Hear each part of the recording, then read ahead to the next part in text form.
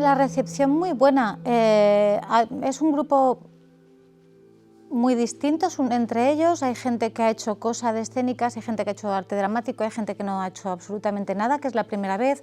Hay algunos más jóvenes, va de 12 a 19, o sea que también hay un momento vital muy distinto.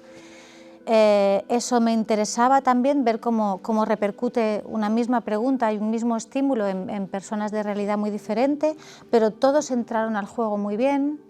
El que le costaba un poco más porque era más tímido se le permitía estar ahí y entrar cuando necesitara o cuando quisiera. Al que está más acostumbrado a proponer y ves que entra en una dinámica más alta, se le invita también a que deje ese espacio para que le cuesta más entre, ¿no? Pero ha sido un grupo muy armónico y que está funcionando muy bien. Creo que están todos muy a gusto. Pues este taller surge del proceso que estamos haciendo el equipo con el que suelo trabajar y yo, de camino a la tercera pieza de la trilogía. Sabíamos que queríamos trabajar con jóvenes, con adolescentes, porque queremos hablar de ellos de alguna manera o queremos hablar de futuro, y el futuro pensamos que sin ellos no debería ser abordado, ¿no? Porque serán los adultos del futuro.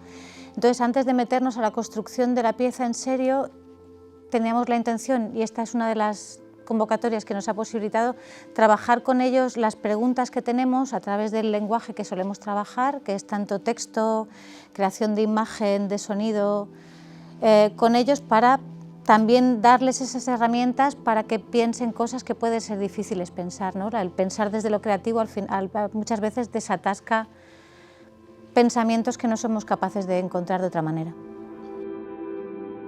Sí, no, el juego de para y mira, ese es un juego de los que estamos haciendo, una práctica de la que estamos haciendo, pero en realidad es una dinámica que está metida en todos los juegos.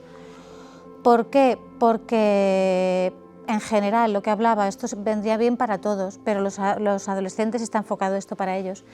A todos en general nos hace falta volver a parar y a mirar las cosas para ver por dónde podemos accionar y cambiar. Si vamos todos muy rápido, no miramos el detalle, y el detalle muchas veces es donde se tiene que incidir para que algo cambie. Entonces, invitarlos a ellos a que señalen físicamente en un espacio lo que a ellos les llame la atención y se lo indiquen a otro, también es una manera de empoderarlos, de decir, lo que para ti es importante y tienes derecho a decirle, para y mira esto, igual que los adultos te lo dicen a ti, tú también tienes derecho, ¿no? Entonces tienes esa doble función, por un lado parar esta dinámica de correr todo el rato que nos impide fijarnos en los detalles, que son los que muchas veces nos dan ese aire para seguir adelante, y a la vez hacerlos conscientes de que su visión de las cosas es igual de importante que la de los otros.